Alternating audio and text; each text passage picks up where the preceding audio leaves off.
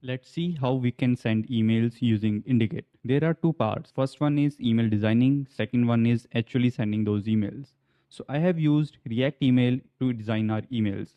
So React Email provides a very beautiful way to design our emails using React. For example, we have a magic link email.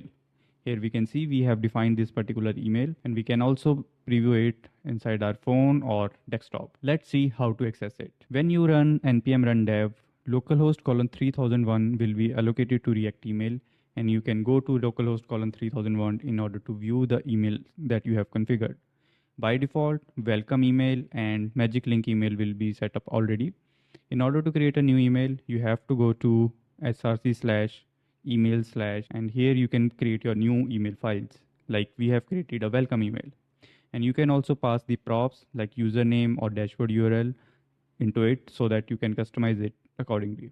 So by default, Tailwind is also supported here. So you can basically design your whole email with the help of Tailwind CSS. If you want to change theme of your email, you have to go to src slash email slash component slash layout. And here you can change the theme of primary, background, foreground, and border and other stuff.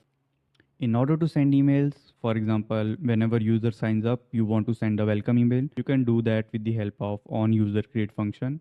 Inside onUserCreate, I have used this welcome message where we are creating HTML out of this React component, and after that we are sending emails using sendMail function, which is a common function. By default, it comes with a small console log message, but you can configure that to send real emails by following the guides of your favorite providers. For example, if you want to send emails using Resend, it is very easy. Just follow this guide. You have to install this particular dependency and you can copy and paste this provided code into that file.